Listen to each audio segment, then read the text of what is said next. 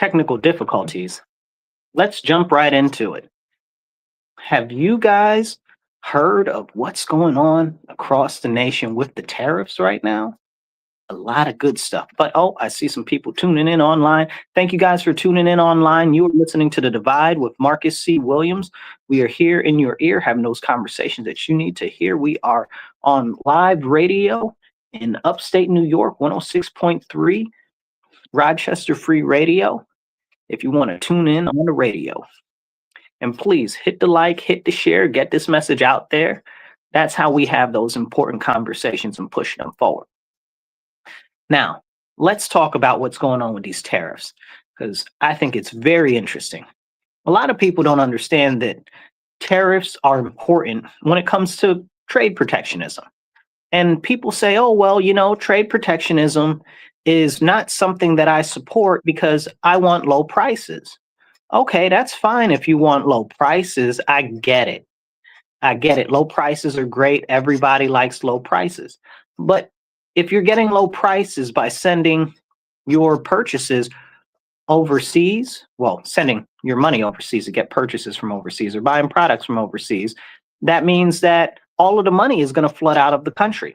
It also means that the jobs are going to flood out of the country. And you're sponsoring some other country and not the United States of America. Now, I live in the United States of America. I want to keep the money circulating in the US. So I want people to buy from companies in the US. I want people to manufacture in the US. And when we buy these cheaper goods from other countries, that cuts the legs out from underneath our own economy here. Now, while we do have a very serious consumer economy, how are you going to consume if you don't have any jobs? Just make it make sense. It's rather simple. If we don't have any jobs here, then you can't buy stuff. And if you can't buy stuff, the economy stops working in the United States. So we need to start going back to a maker economy where we are building the goods here, where we are constructing the goods here, where we are manufacturing the goods here, where we are sourcing our own agriculture here, where we are getting our own minerals and our own energy production here in the United States. If we don't focus on that, then all of our money is going to continue to flow out of our nation. And when the money flows out of the nation, it's not coming back, you guys. It's like when the money flows out of a community. It's not coming back. And we don't want that because that hurts the value of our dollar. So the more low-cost goods that you buy from China or whatever, the more money that flows out of the country and the lower the value of our dollar gets and the less spending power that we have as far as the US dollar goes. And right now we know that inflation is high as all good get up, even though they say, oh, well, inflation is lower because the percentage of inflation is increasing slower. Well, I don't want the percentage of inflation to increase at all. I want inflation to go down. I want deflation, because when we have deflation, you guys, that's when we have an increase in the value of the dollar. But the only way to get deflation is for us to keep more of the money inside our own country, circulating inside our own country. So all of these cheap goods and all of this cheap labor, it's nice. It sounds good. It sounds great. And it's grand. And I get it. I like inexpensive things too. But if that money is going overseas to a foreign country, to foreign manufacturers, it's hurting our nation. And people are like, oh, well, if you want cheap goods, you got to get them from other countries. Yes, bing, bang, boom. I understand that. I'm not a person that's retarded or anything like that. Like, I understand if we want cheap goods, American labor costs more. To get cheap goods, we need cheaper labor or cheaper resource costs, right? That's simple. But when we do that by buying from other countries or manufacturers that use stuff from other countries, we're hurting our own nation long term. And we can take that all the way back to NAFTA when Bill Clinton was in office. Okay, he signed NAFTA and he sent all our jobs across to overseas. And what happened with that? That destroyed what was left of our manufacturing stateside. And ever since NAFTA, more and more of our jobs have gone overseas. It wasn't until Trump's first presidency that they started to try to focus on bringing some of those jobs back. Now, what do we even do about that now, right? Now, since Trump's done that, and after Biden's tenure in office, I don't remember Biden really doing much to do one or the other thing. You know, they tried to push under the Biden administration this, what was it called? What was the infrastructure package called? I don't think it had a name, just an infrastructure package or whatever it was called. Anyway, they pushed that and nothing really materialized about over that. So that was kind of trash. And we still got roads and highways and stuff that's all tore up and messed up. And that money went where? I don't exactly know, you know, but billions and billions of dollars. I think it ended up being a $500 billion or something ridiculous. I don't remember exactly how much money after the end of everything was finalized ended up actually going into the infrastructure package. It might have ended up being a couple $1 trillion. Who even knows anymore? There's just so much going on in spending, and a lot of the stuff ends up with higher end cost runs. So there has to be more money that's spent out over longer time, or construction and work just doesn't get done. Like in California with those trains to nowhere, right? Where's that high speed rail? They, after 10 years, they spent what? $30 billion or something like that. And they only got like 10 miles of track laid. These are the conversations that we need to have.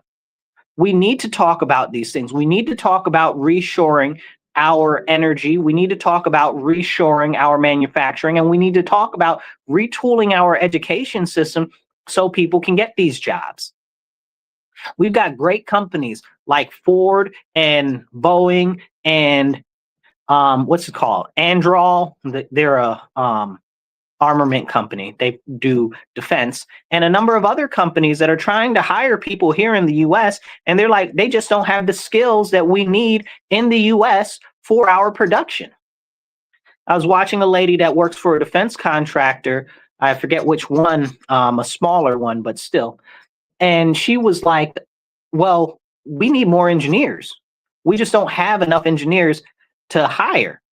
And she said they need something like 8,000 engineers that just apparently don't exist in the United States. And she said that it's going to take like 10, 15 years for them to end up being able to produce that many engineers. I said, oh man, that's kind of crazy. But you know what we could do? If we retooled our education system, we can actually use those people that are about to get out of high school to actually train them to be the engineers that these jobs need.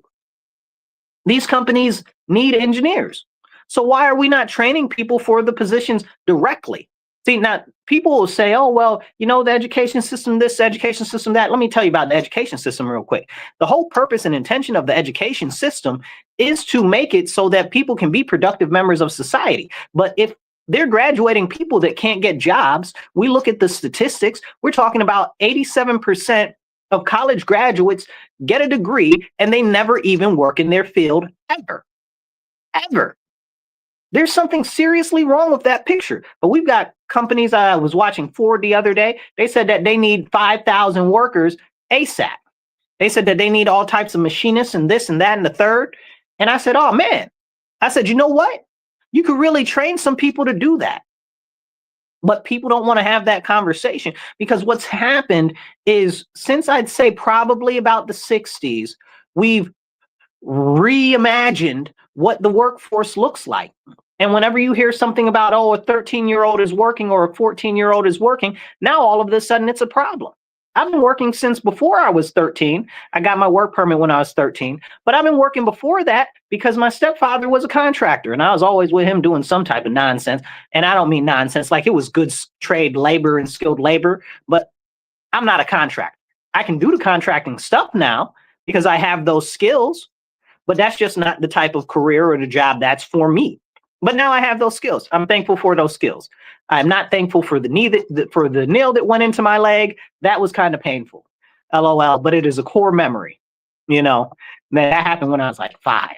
But that was my fault. I was out playing in the snow and I landed on a nail that was underneath the snow. So anyway, but stuff like that happens. And we need to understand that you used to be able to become an apprentice when you were like 12, 13. Sometimes even younger than that. And you used to be able to go into the family business. Now they try to discourage people from even going into their family business and starting to work there. But we see all of these foreigners come over here overseas, and they've got all of their kids, 5, 10 years old, working in their corner stores. So if all these Saracens are out here, got these people working in their stores that are their cousins and their brothers and their kids and stuff like that, how come we don't as American citizens? You know what I'm saying? All of these Saracens do whatever they want, while at the same time, we as American citizens get chastised for doing something similar. Well, you explain to me why these Saracens can have their children not go to school and work in the family business, but if I want my child to work in my family business and not go to school, then there's a problem with that. Can we have an honest conversation? Isn't school supposed to prepare you for the labor force? Is that not what the point of school is? Because if that's not the point of school, maybe we've gotten away from the necessity for an education system at all. Because why is it even important? When we know that, especially where I live in New York State, and especially in my city, we're graduating people, 75, 80% of them can't read. On paper. Like, these are the numbers on paper. So imagine what the numbers really are. Like, can we have that conversation? So the kids graduating can't even get a job anyway. So why can't we have them the schools partner with different companies when they're in high school, when they're ninth grade, you know what I'm saying? As they've shown in middle school, say, oh, well, I like this, I like that. Well, maybe try different career paths. That way, by the time they're in high school, they can really start working in a career development field. We can also hasten the number of doctors and nurses and stuff like that we have, because who is going to school for 12, 16 years to be a doctor? Nobody wants that. Then you're all old and you're all tired and you're all mad. Because now you've gone through all of this stuff. You've incurred all of this debt. Why? You look at other countries, even European countries. Some of their doctors only have to be there for like 4 years and they can go out and practice. What are we doing? You go to some countries, they got nurses out there that are 16 years old, like proficient in the skill. What are we doing as a nation? And people will say, oh, well, youth labor or whatever the case is. Okay, you about to be old real soon. And there are not enough people to go into the labor force. Now, here's the key about that. When there are not enough people to go into the labor force, that means that we need more automation. Now, back to what I was talking about earlier with these different defense contractors and companies like Ford and stuff like that desperately need to hire people. They're like, oh, well, we're automating more and more and more because we just can't find the people to work. Make it make sense. Then we wonder why 40 million people, 42 million people are on social services.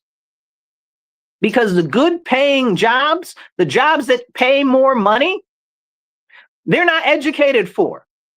And that's not the fault of the people. Like, there are some people, oh, those people are, that group of people is incompetent. You mad at the people that live in the trailer park because the education system failed them?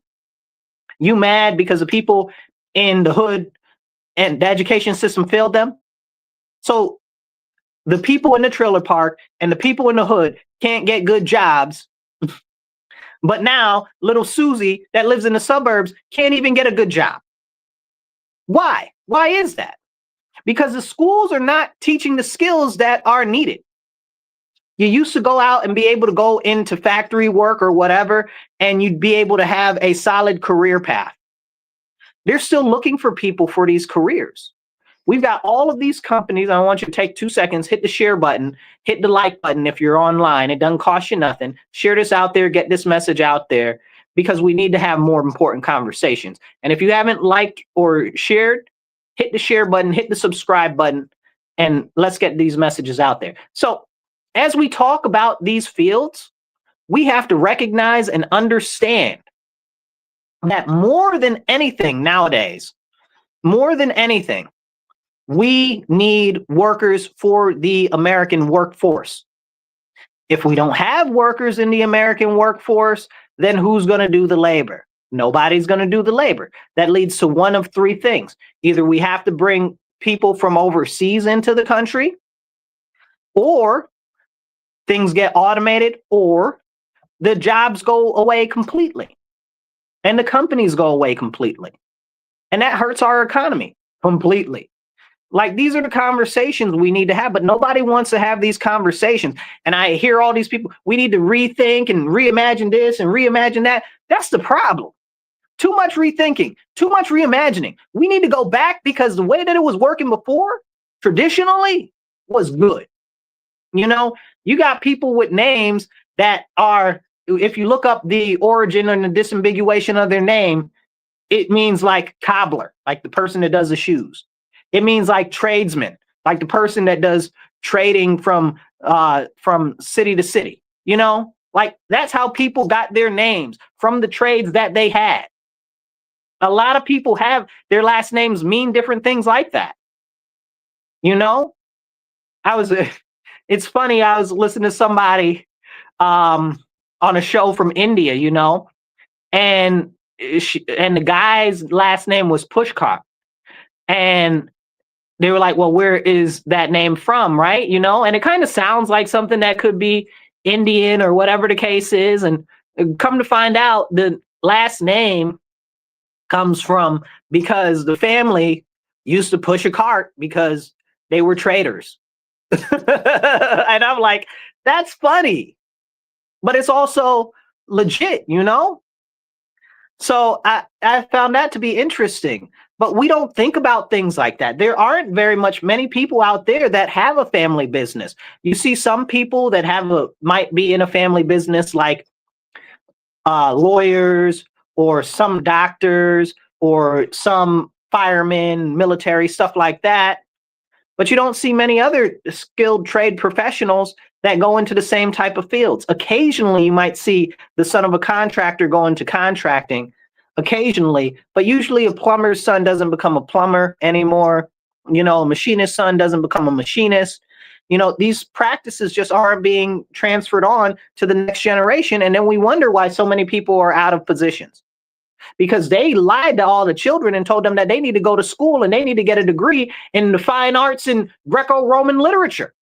Where are you going to get a job with that? Nowhere. Oh, you should be a laureate of what do you call that? Communist Marxist history. How many jobs are there for that? You know what I'm saying? How many jobs? Like 2 in the whole country? Like, these are the problems, you know? Nobody is getting jobs in their field. Like we said, 87% of the people who graduate never get a job in their field. Make it make sense.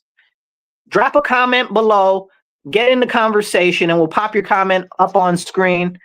Okay, I see somebody popped a comment. Amen. I see you there. Drop a comment, you guys. I'll pop your comment on screen and be part of the conversation. Let's have these conversations, because these are important conversations. So now I want to go back to the labor conversation for a second. Why is labor law even an important issue, right? If the youth is being paid a fair wage, what's the problem? You know? And then you get these people that say, oh, well, a kid should stay a kid. What does that even mean?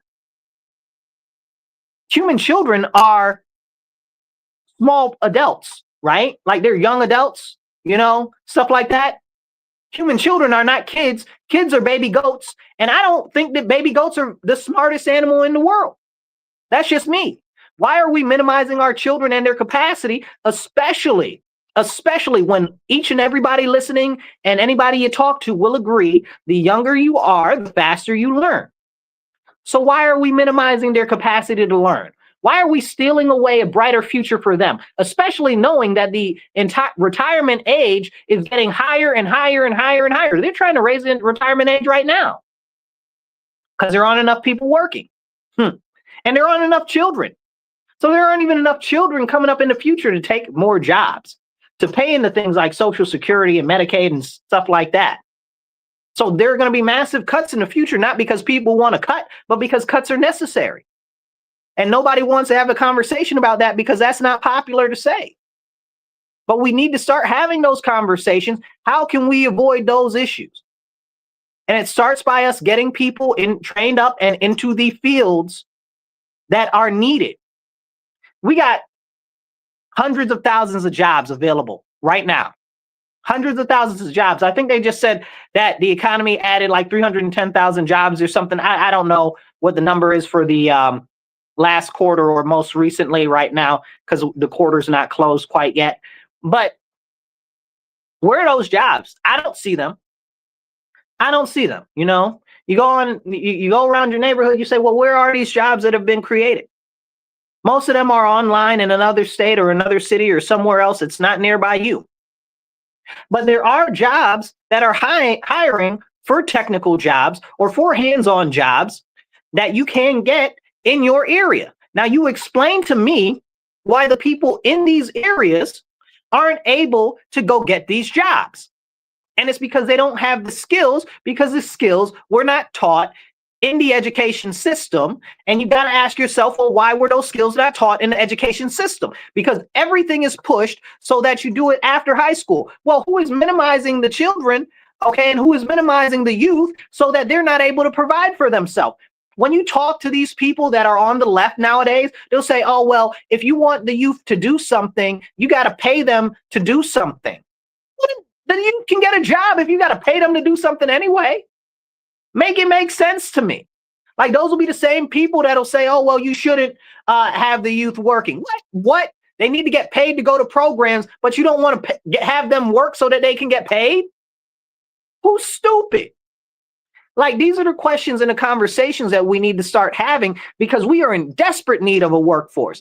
Desperate need. If these companies are telling us we're 10, 15 years out of having these people work, we have a problem. We have a problem. That's a whole generation. And I know a generation is generally considered about 20 to 30 years, but 10, 15 years, that's a generation. What jobs are there going to be for the younger millennials and for the Gen Z? We look at the economy right now, most of them can't get a job. Somebody made a comment. Let's see what the comment is. Let's see. It says, I'm sorry, the screen it's not popping up big, so I can't see it good. Let's see. It says, hey, Marcus, sorry I haven't been around your live, but I've been listening, my brother. You're the only one making sense in the city, man. Man, does this city need a ton of help? Amen to that. I appreciate you greatly. Who's that? Luke? Luke, good to see you again, good brother. I know you've been missing you for a little bit. If you guys are listening right now, hit the subscribe button if you're not subscribed or following already, and definitely share this out. Share it with your friends, however you can share it. Either share the link on your page or just hit the retweet or the share on Facebook if that's where you're watching us. Or you can copy the link and share it wherever you want on any social media. But these are the conversations we need to have, because if we're not having these type of conversations about workforce development, what are we doing? I look at our state right now, and we've got all this money for workforce development, and nobody's ever getting a job. I don't know anybody getting a job for any of all this workforce development money. Hundreds of millions of dollars, $300 million, $350 million. What is going on? Where are these jobs? Then we got projects like the Micron factory not far from here. Micron factory is supposed to be done like a year ago. Now they're talking about it's going to be delayed another 18 months. We got a ton of other factories that were supposed to materialize that never even really happened. I can't even remember. There was just a battery. Maybe it was, what was it? Lie something. Drop a comment if you know what it was called. It was Lie something. Li something. Lion or something. I can't remember what the name of the battery company was supposed to be, to build this giant battery factory not far from here. And the battery factory never materialized. The company had to sell off the thing. Now somebody else bought into the investment or whatever the case is. Now they're talking about they're probably not even going to continue it. Then we had the plug power plant that was supposed to happen. I guess it happened. Like, I don't know. Like, I don't even know what's going on with that. Again, who's got the jobs for these factories that allegedly are supposed to be being built? Or that are being built, you know? The only thing that I know is being built that's actually getting built up here is the what's it called? The Fairlife plant, where they do the milk and stuff. which is kind of makes sense because up here we got a lot of cows and stuff like that, even though Governor Kathy is trying to mess it up and limit the number of cows and stuff that you can actually have. So that's a whole nother crazy kerfuffle right there. But can we have these important conversations? And the answer is nobody really wants to have these important conversations about how we're going to stabilize our economy, about how we're going to stabilize our workforce, and about the long-term impacts if we don't take action now. It's so important that we take action now. Again, all of these companies are hiring and they don't have the skilled labor to do it. So let the companies train the youth to do the freaking jobs. Like, it's not a complicated concept. Like, that's what used to happen. Companies used to train youth to do the jobs. They used to be able to have internships and stuff like that, and apprenticeships and stuff like that. But now they're like, oh, well, you got to be 18 years old or whatever the case, or out of high school or whatever to do these things and stuff like that. Who's stupid? Are you saying that our children are stupid, even though we know that the younger you are, the faster you learn? Are you telling me that thousands and thousands of years of history of craftsmen has been wrong? That them actually training the youth when they're starting at like the age of 12 as an apprentice so that they can be a fully out there mason or plumber or tradesman or what are people called? Or machinist or blacksmith or any of these things? Like, why are we not having these very serious conversations? Like, I don't understand how we've got tied up in this age range situation. Like, it's just been over the last couple of decades that we've stopped doing prearranged marriages when youth would get married. And I know this is because of the expansion and of the footprint, like people moved outside the community and stuff like that. So there are less people, there's a smaller pot. And travel and stuff like that because of jobs. Again, it all goes back to jobs. Everything has changed in society because of jobs, where the jobs are and the job access.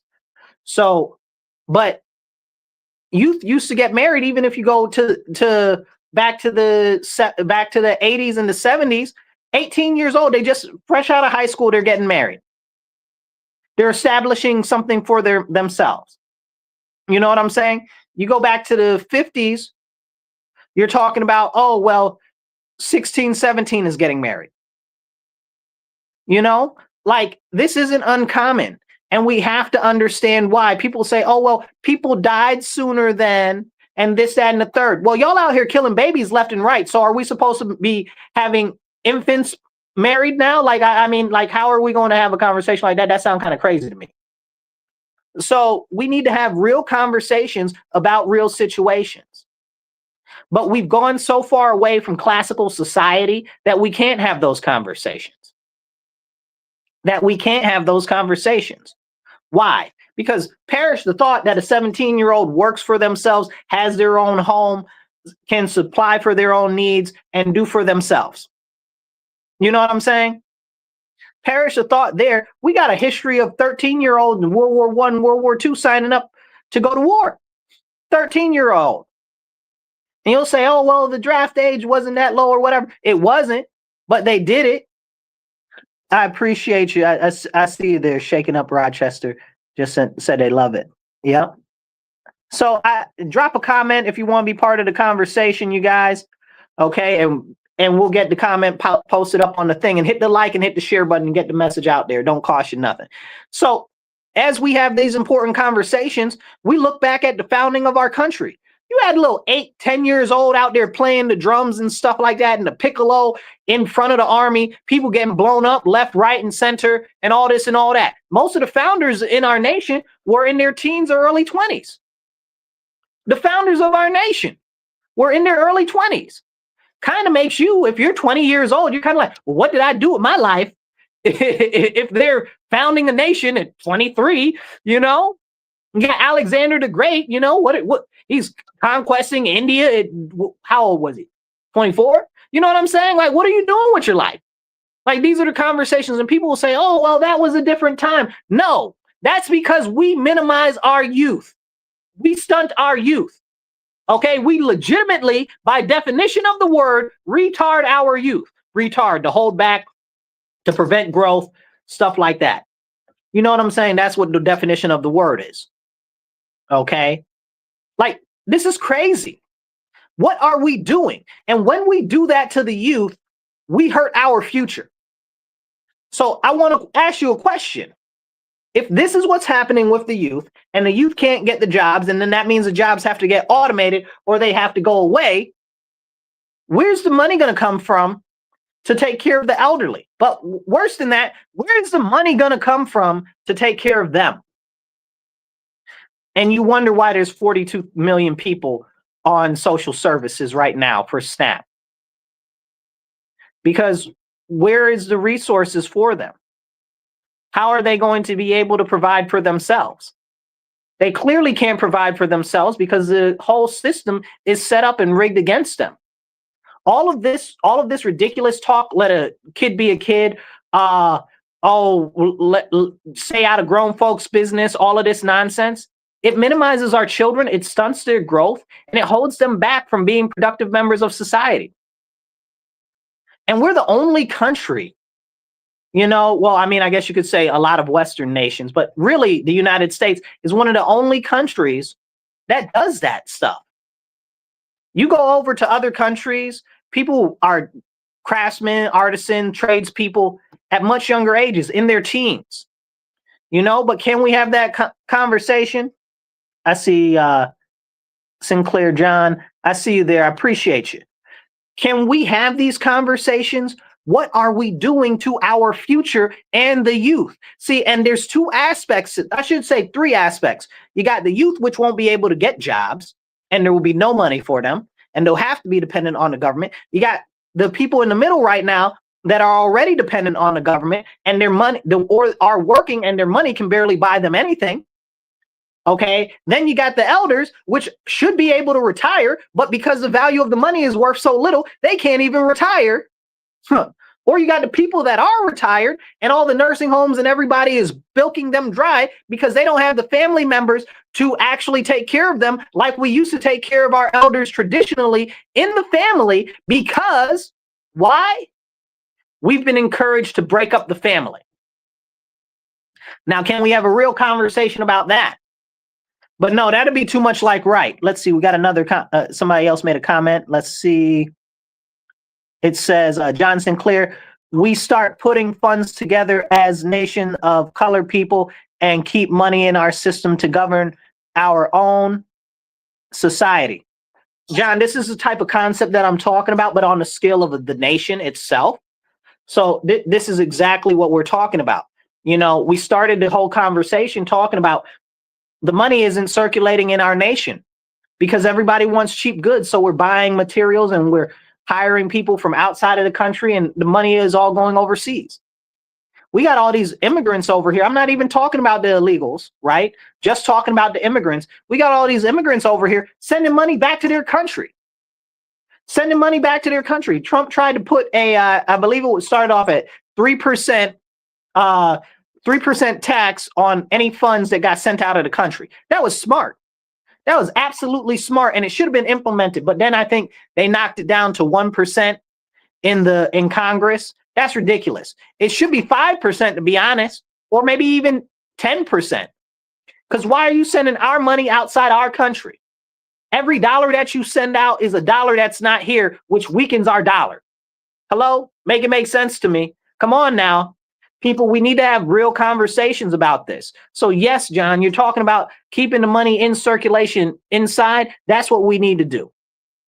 This is so important. So important. So important. But we can't have these type of conversations because they don't want us to have these conversations. They'll say, oh, well, what do you call it? Oh, well, you're protectionist, or oh, well, you're nationalist, or oh, well, you don't care about other countries, or oh, well, you're this or you're that, or I don't care what you call me. I do not live in another country. I live here in the United States of America. I do not have family in from other countries, I should say. I think I do have some family that recently moved to some other countries in the last couple of decades, but I don't have any family that's from there. You know what I'm saying? So I'm not trying to send no money overseas.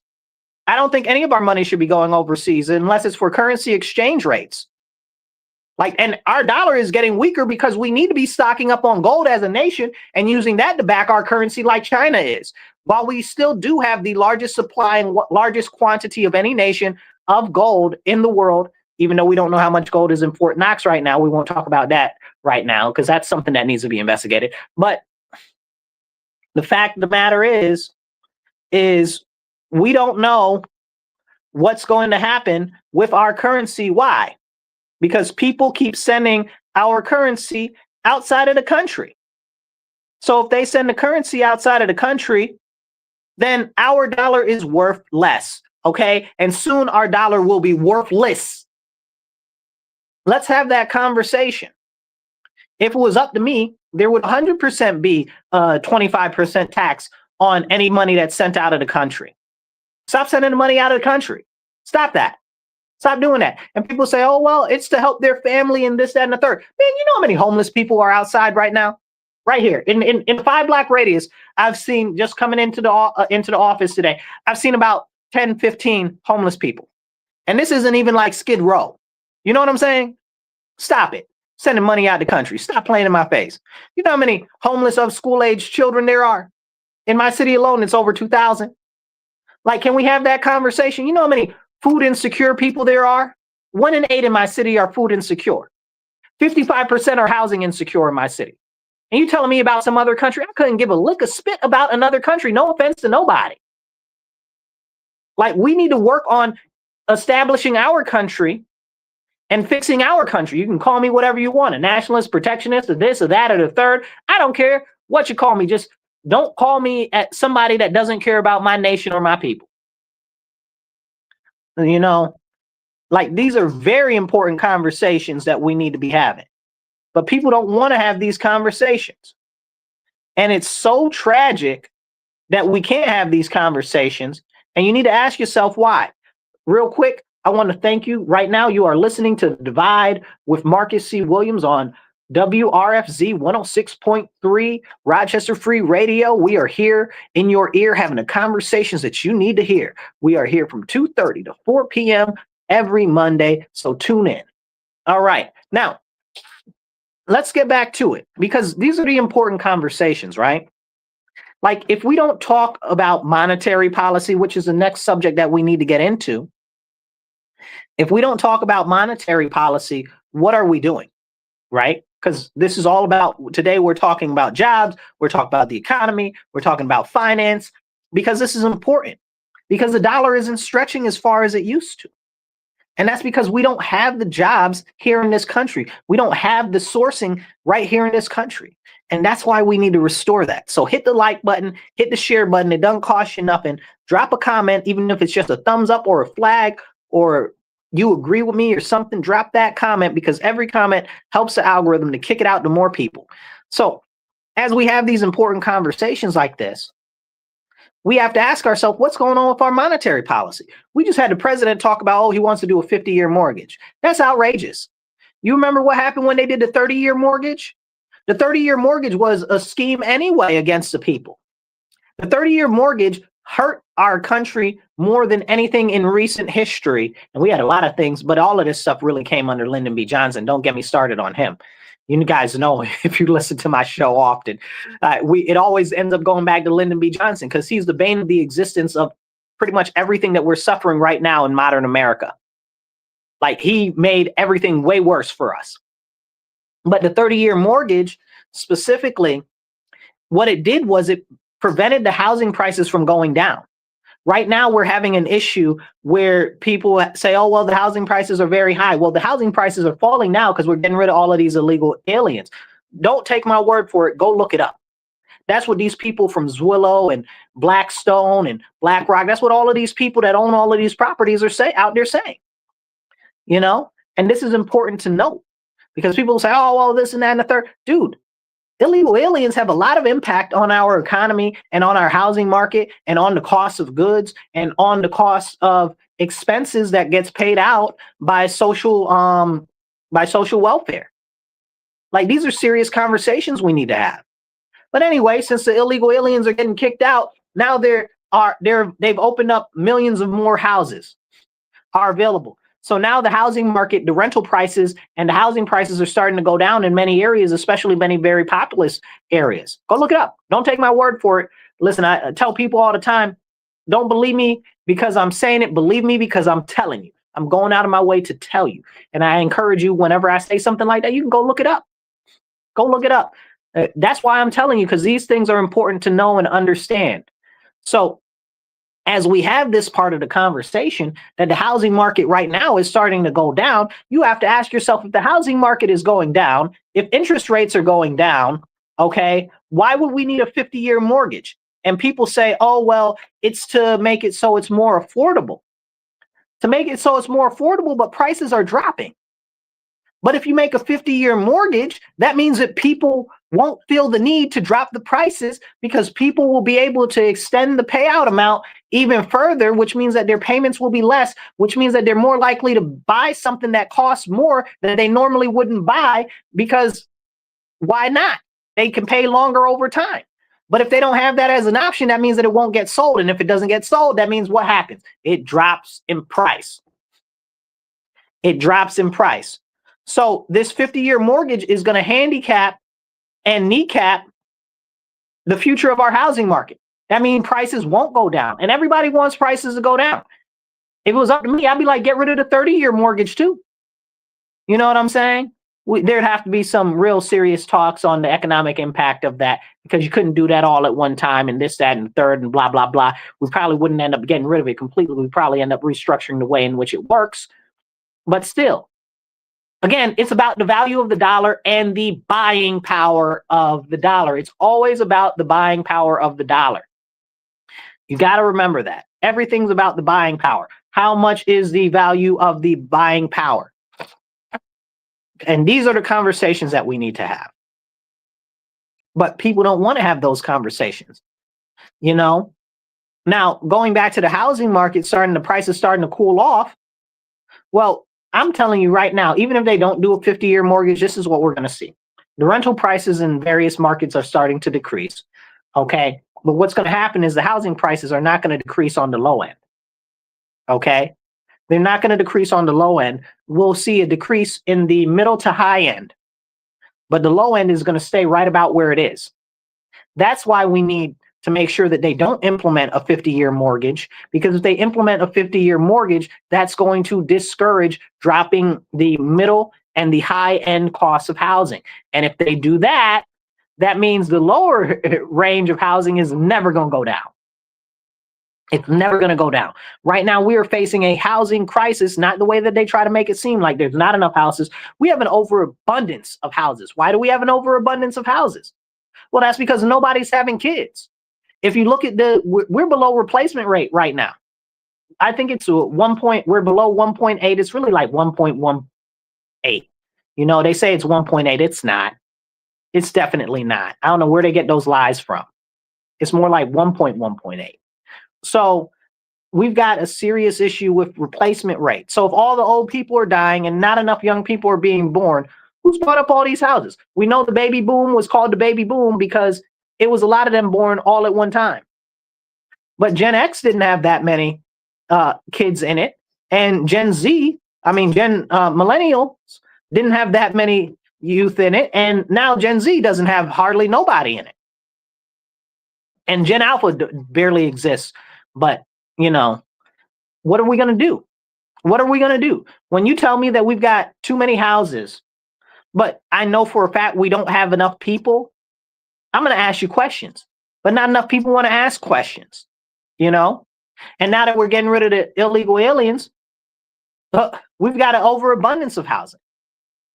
But we can't have those conversations because people don't want to point out the real facts that are being discussed, that everybody knows are there, if you go and you listen and look for the information. So all they're doing is selling you a lie. They're selling you a dream. They're selling you stuff that's not real. But I'm here to tell you, you guys, don't fall for the flim flam. These 50-year mortgages, it's a lie. It's a trap. It's a con. Okay. It's one of those things that sound good, but it's not good. and we deserve better. And that ain't going to get us where we need to be. That is part of the whole World Economic Forum, the whole elite plan, where they want you to own nothing and be happy. But you'll never be happy. That's the trick. You'll never be happy because you won't own anything. It's going to be a subscription for everything. They've already got it where if you have a BMW, they're charging you for your for your subscription for heated seats. That's right. If you have a BMW right now, a newer model, they'll charge you for your subscription monthly for heated seats. If you have a car with a turbo, that's a more higher end car, they charge you to unlock the turbo function on your engine monthly. Make it make sense to me. Okay, because they don't want you to own anything. And this is all trickling down. This is why you don't own music anymore. You got to pay for a subscription. You don't own movies anymore. You got to pay for a subscription. You don't own video games anymore. You got to pay for a subscription. You know, it's crazy. And in some cases, for some of these video games, you got to pay for the subscription for the game. Then you got to pay for the subscription for the service to play the game. That's bananas to me. You know? Like if you got Xbox, you got to buy the game, then you got to pay for the season, then you got to pay for your Xbox Gold, Xbox Live. You know, like what? Like what are we doing here? Hit the share button, hit the like button, hit the heart button, get this message out there. We got to have these conversations because these are the important conversations facing our nation that we need to have every single day that are not being had. And if we don't have those conversations now, nothing will change, nothing will be done. Period, point blank. And nobody's having these serious conversations. Where are these serious conversations being had? You know, like this is something that's affecting our area here where I live in Rochester, something that's affecting our state, something that's affecting our county, and something that's affecting our nation. We must stand up and demand good monetary policy, good plans for our future, and a way that is actually a path to employment for the youth. Because otherwise, they're going to be relying on the government for everything. Otherwise, you as an elder is going to be relying on the government for everything. Because the jobs are going away. If you look at McDonald's, you look at Taco Bell, right now, we got Taco Bells and McDonald's that are completely automated. They don't got not one person in there, except maybe you got one person that comes in once a day to check the machines and load the buns. Like, this isn't a joke. This is serious. This is what we're facing right now. And that takes out all of the entry-level jobs, y'all. All of the entry-level jobs are under threat. They got vending machines where you can buy everything from the vending machine like it's a corner store. You know what I'm saying? You got stores that, because of all of the theft and the crime and stuff like that, like, for instance, Rite Aid or Walgreens in California, like the whole store is blocked off. It's one little counter where you just pick up your goods that you already pre-ordered. These are jobs that are going away. Like, people need to wake up, and that can be automated away. We already got the automation at Walmart where they got the little machines. Have you ever seen the machines at Walmart that go around scanning the aisles, checking how many goods are there? They've even got some at some Walmarts where you might see they're picking the items off of the shelves, the machines. Like, we need to have a real serious conversation. And it's becoming more and more common. If you go into a restaurant, even like Denny's, it's more common for you to have a waiter for your table that's bringing out your food. That's a robot. That's a job, y'all. Like, are we thinking this through? I don't think that we are. All the entry-level jobs are largely going to be gone. So that means, where are these youth going to work that don't have the skills? Where are these entry-level people going to work? Nowhere. They don't got nowhere to work. What's going to happen to them? They're either going to fall through the cracks or become dependent on the government. We are not thinking this through. And we need to have a serious conversation about this. But most people don't want to have a serious conversation about this. This is why I'm so concerned. I don't know what to do, frankly, if more people don't hear the sound of my voice. Honestly. That's why I like being able to have this conversation with you on a weekly basis about the important things that are going on, because they're not having these important conversations. And I could fill up an hour talking on any one of these topics. Like, this is so, so, so important. But before that, I want to talk about Venezuela. What's going on in Venezuela? We got ships over there in Venezuela. We got, well, by Venezuela in Puerto Rico and what do you call it? Not Guyana, but Trinidad and Tobago. And we got ships over there. We got jets over there. We got some Marines over there. We got the what do you call them? The Coast Guard over there. Also, a lot of y'all don't have enough respect for the Coast Guard. Okay, the Coast Guard be doing really woolly bully stuff, son. Like if you guys knew what a lot of these coastal operations that they did, like they're hardcore. Like I used to think that the Coast Guard was just woo-hoo-hoo-hoo. But a lot of those Coast Guard people be doing some real serious stuff. That's a whole nother episode. But anyway, so it looks like we might go kinetic war with Venezuela to get Maduro out. They just gave the lady that's his opposition some sort of a Nobel Peace Prize. I don't know why they gave her a Nobel Peace Prize, because they wanted to make her popular on the world stage like Zelensky, I guess. I don't know, some other way for us to requisition resources from those countries, empower the elites, and disempower the people. I don't know. As much as I love my country, I'm not stupid, and we need to have open and serious debate and conversation. Oh, Maduro's a socialist. Absolutely. I don't think that he's pretty much a good guy. I don't know him personally, but I do see the struggle coming from his country, and I know people that are Venezuelan that tell me about the struggle from the country that they just recently left. So I can see that there are some very serious issues there through the leadership. The same thing with Cuba. Like people are like, oh, the U.S. is the problem because they've got an embargo with Cuba. All the other countries are dealing with Cuba. It's just us that aren't dealing with Cuba. Like, are you serious? Like our problem, it's not our problem that Cuba's economy is jacked up the way it is. Look at all the other countries that do business with Cuba. If all the other countries are doing business with Cuba, what's the problem with their economy? Make it make sense. It's the leadership. Now, I don't know if we go into Venezuela and start blowing up stuff, really. They'll probably just have the CIA go in there and do some replacement nonsense and curry some people to overthrow the government or whatever the case is. Who knows? We'll see what ends up happening. We tried to take Maduro out a couple of times already. Did not work out the way we wanted it to, but we'll see what happens. And I don't think that we should be over there in Venezuela. Honestly, I know Venezuela's struggling. I know it's a problem for us. Also, Venezuela, by the way, and I've done this, if you go back some years on my shows and stuff like that, I've talked about Venezuela before and how they have Hezbollah camps, training camps there. Like, so that stuff is just now starting to get to the news, but I've been talking about that for years. Like, so that is a fact. And even though they're not talking about it a lot right now, that needs to be part of the conversation. Hit the like button, hit the share button. It doesn't cost you anything. And drop a comment. All the comments help the algorithm to show it to more people. So as we have these important conversations, let's jump back into Venezuela real quick. What are we doing? We got a massive amount of power over there right now. Are we going to overthrow their government with our military? Why? Are we going to incorporate Venezuela into the United States of America? No, we're not going to do that. And we ain't got no business. We ain't got no business. I'm not saying I want to incorporate Venezuela into the United States of America, but if we're going over there, we ain't got no business going over there unless we're going to incorporate it into the United States. Now, I'm not big on war, but I do like war. You know what I'm saying? I'm a man, I'm also a defense person. I really like the defense industry, weapons and stuff like weapons technology, stuff like that. But I don't think we should be going to war with anybody if we're not taking the territory. That's stupid to me. And then our soldiers can't even get spoils of war. That's really ridiculous.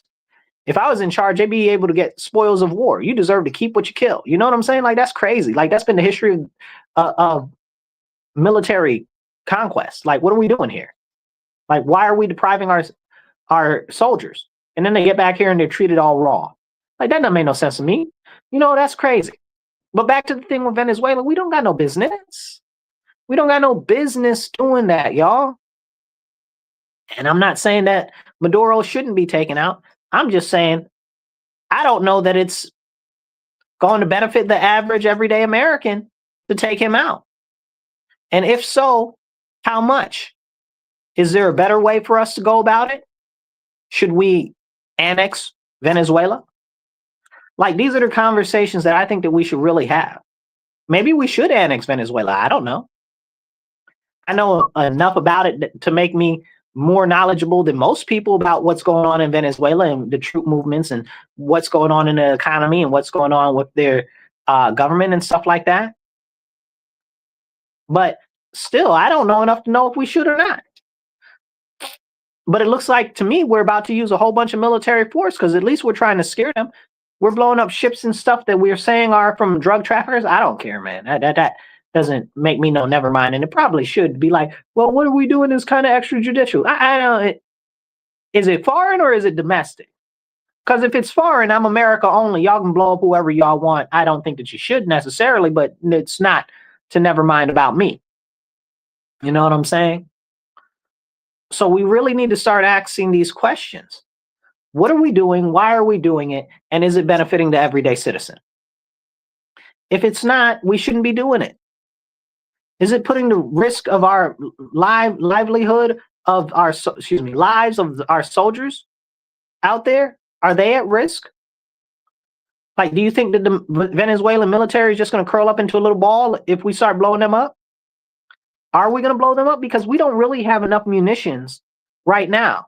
So that's a whole nother conversation that we really need to have, that we don't have enough munitions. We've talked about that on this show before. I've given you guys the reports from the military, from the Defense Department, all before, about how we don't have enough ammunition. We don't have enough artillery. We don't have enough missiles. We don't have enough, what do you call them? What do you call those? I guess those are still missiles, right? No, torpedoes. We don't have enough this. We don't have enough that. We don't even got enough bullets, which is a whole nother crazy thing. Where all the bullets go? That's a question, you know. But these are the conversations we need to be having. Then we look at places like Ukraine. I'm telling you right now, Zelensky's about to be out of there real soon. Because if you've been watching the last couple of weeks, a lot of his aides and his generals and his department heads and stuff have been going down for corruption. He's the most corrupt person that's over there. So they're setting up a way to get him out of office sooner rather than later. And eventually, I figure the people will probably revolt against him, even though it's mostly only the women over there. Even I think the wealthy will end up starting to revolt against him. Somebody will put something in his drink or something, and he'll be gone. But he's looking to escape possibly to another country, even the U.S., because he's got some properties over here. They've been going on a buying spree of property. They got some property in France and stuff like that. Southern France, where's that? Yeah, that's southern France. So he's got properties all over the world. But he used to just be a comedian. But now he's got properties all over the world after he got into office. And now he's just shut down all people that would have a different voice than him, shut down radio stations, shut down any other type of dissent, shut down TV channels, shut out any voices that might have anything to say against him and the corruption that he's perpetrating, both maybe. I don't know. But you know, the thing is that where are all the weapons that go over there? They're nowhere to be found. They always begging. We need more weapons. We need more weapons. But we know that Ukraine is selling the weapons to foreign countries. They're selling our weapons that we're giving them to fight this war against Russia to other countries. You make it make sense. Then let me talk trash about somebody for a minute. Mike Pompeo, you scuzz bucket. Okay, Mike Pompeo is over there now. He's on the board of directors of a Ukrainian defense company. What are you doing over there, Mike Pompeo? What are you doing now? If you guys know Mike Pompeo, he used to be what was it, Secretary of State? I believe it was Secretary of the State. Okay, Secretary of State. He also was the head of the CIA. What are you doing on a foreign board for a military contractor? Make it make sense to me. I don't know how that's legal. That should be illegal. That sounds very problematic. Okay? Make that make sense. Hit the share button, hit the like button, drop a comment.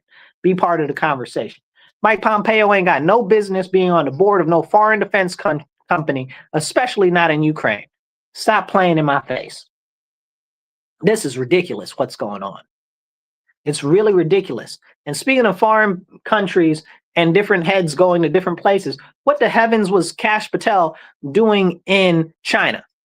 Why is the director of the FBI in China? The director of the FBI ain't got no business in China. I love Kash Patel, y'all, but he ain't got no business in China. That seems real scuzzy to me.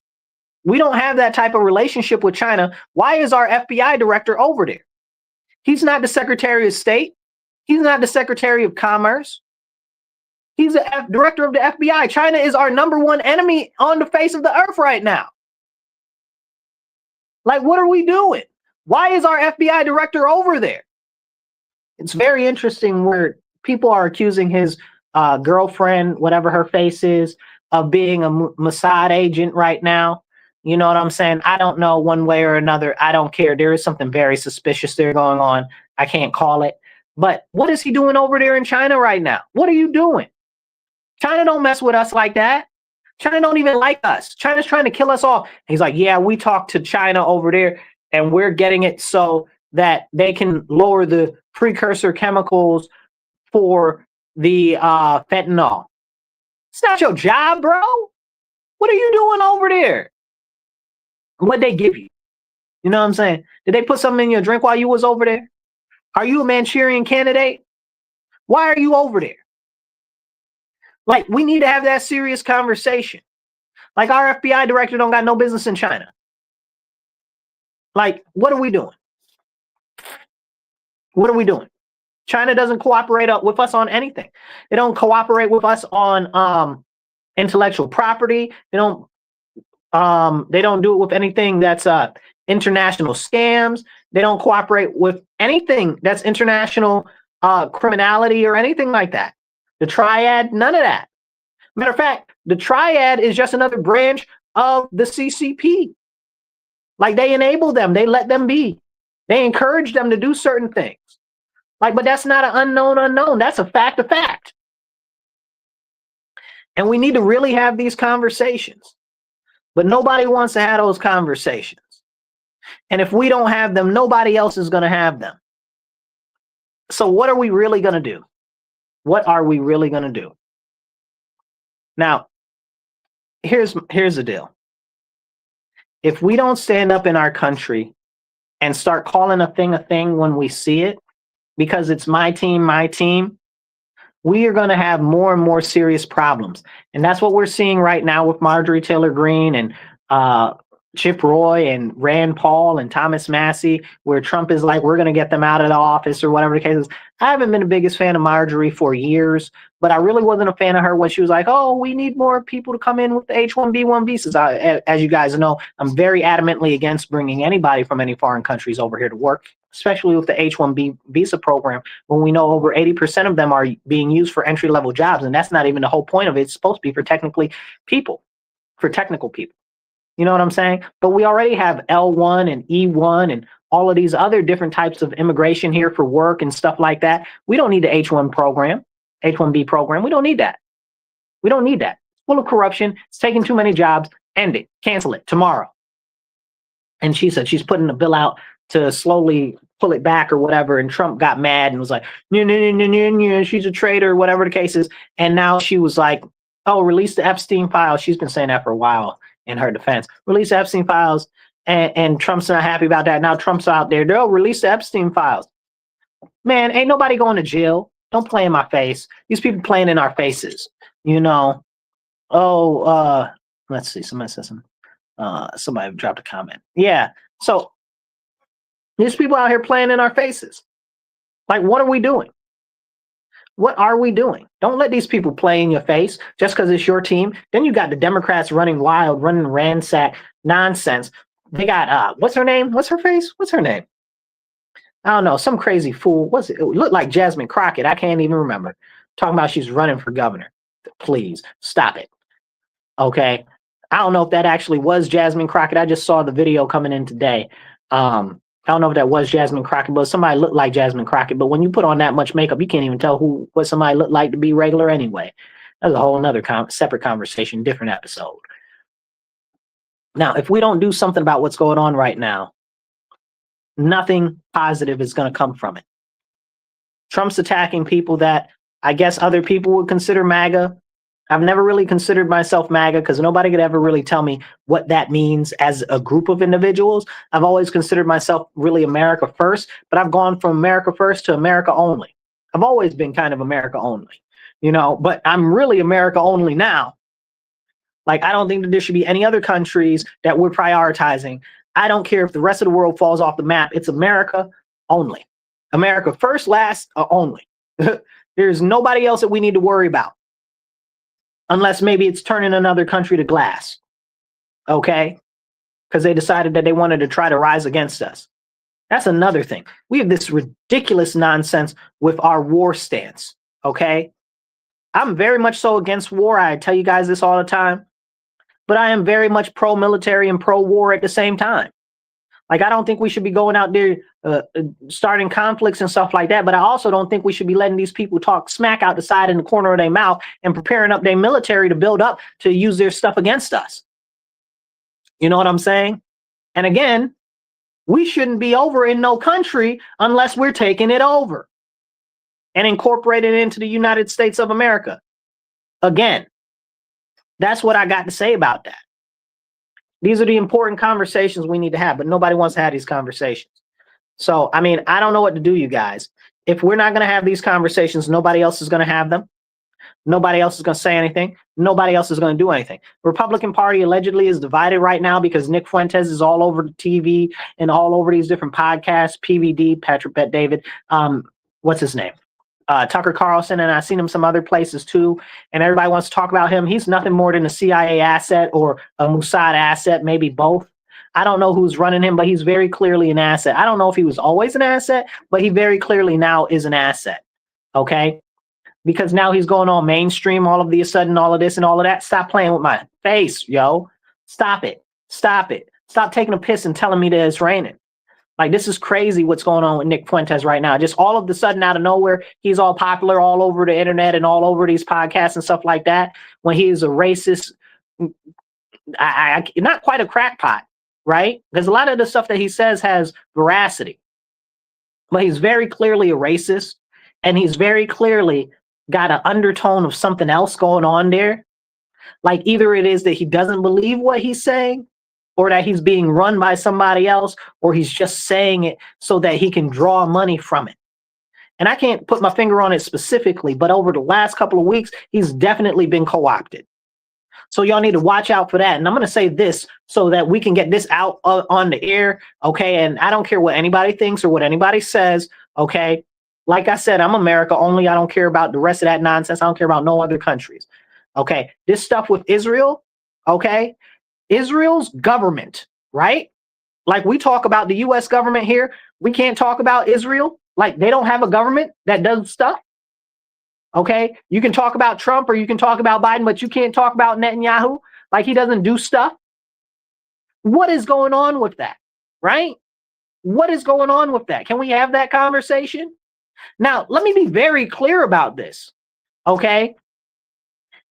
The people that run Israel, the elites in Israel, the government in Israel is exactly like the government in the U.S., the elites in the U.S., the elites in England, the elites in France, the government in France, the government in England, okay, and then the government in the rest of the European Union.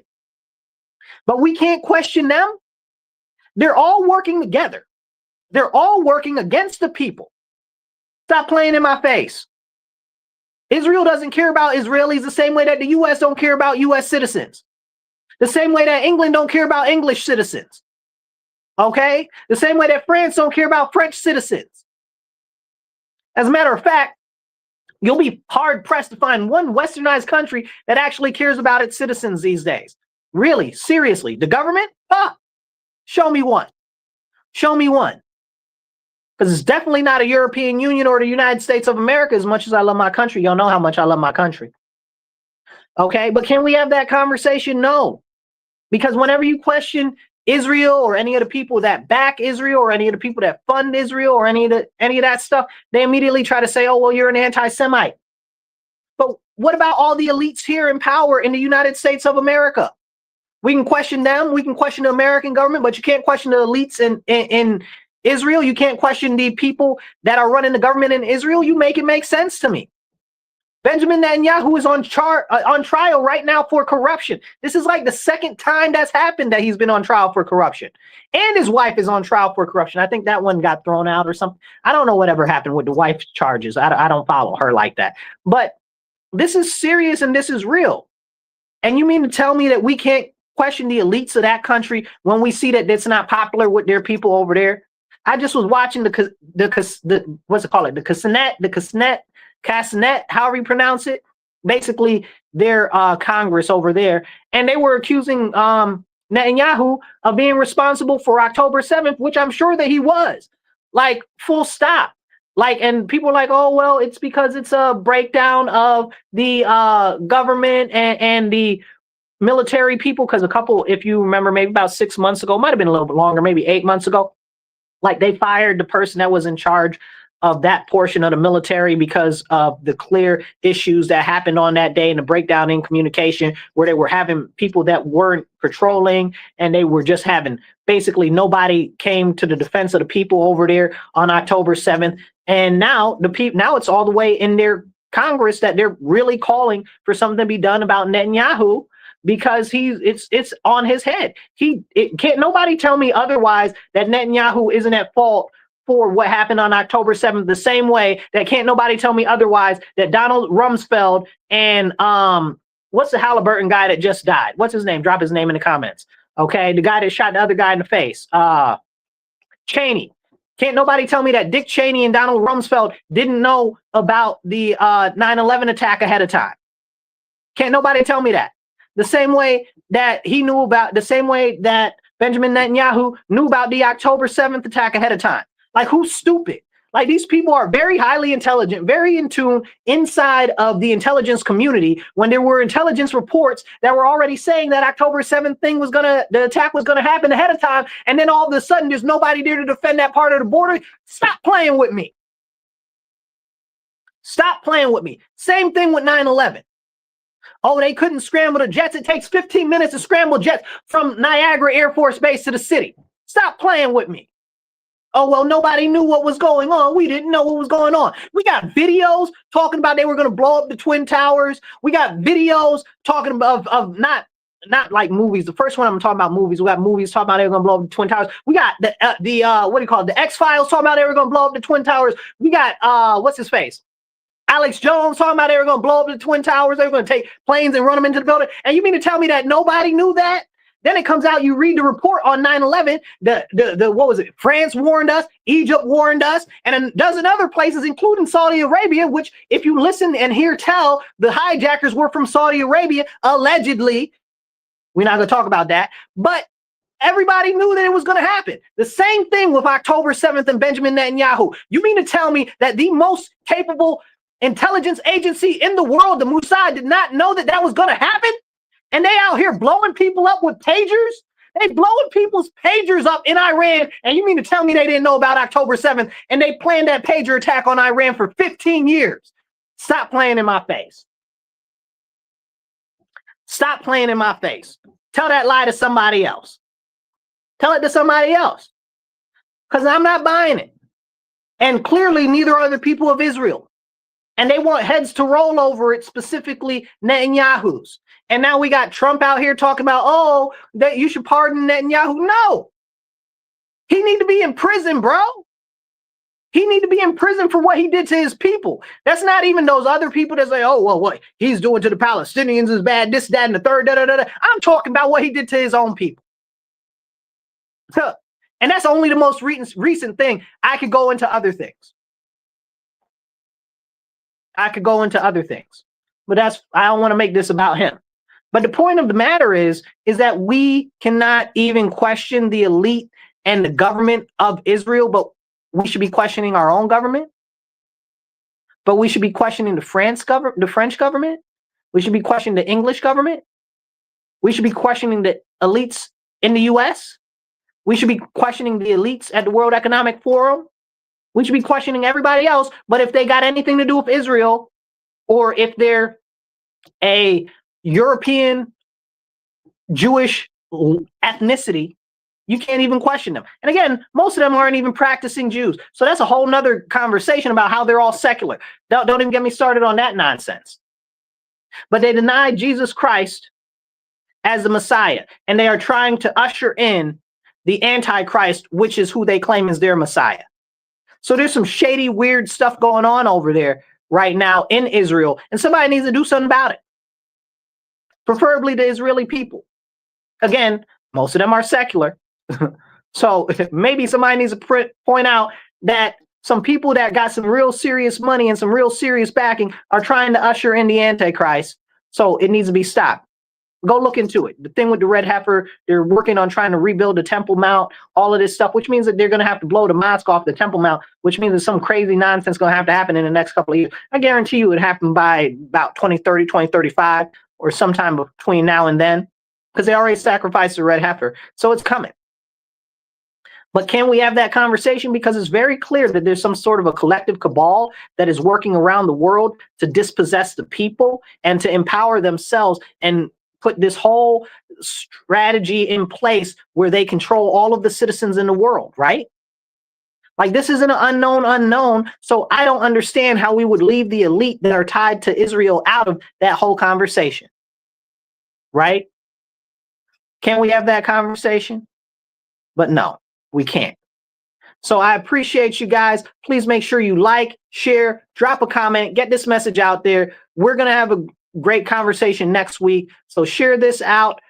I'll catch you later. Remember, stand up, speak up, and don't shut up. Take action. Y'all be blessed and be well. Remember to have those important conversations, because it ain't going to be nobody to have them but us.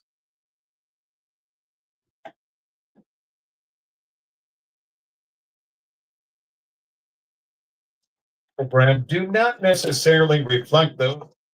All right, you guys. So we're heading out here a couple minutes early today, but I'll catch you later. All right.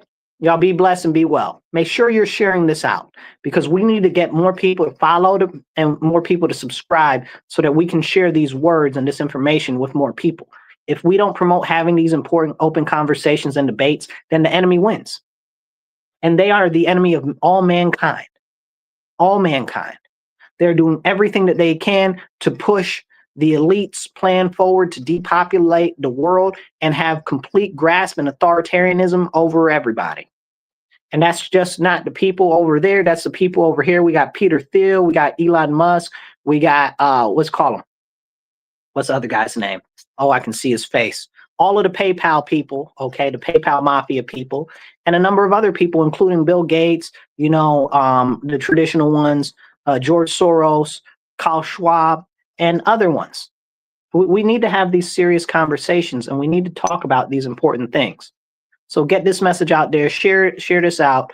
We got to stop the damage that's coming, that's being done, because it's very clear that none of our government cares about us at all. They're too concerned with every little teeny tiny thing and doing everything they can to divide us, that nothing ever happens. I'll catch you guys later. Remember, stand up, speak up, and don't shut up. Make sure that you take action and get out and get active. Peace.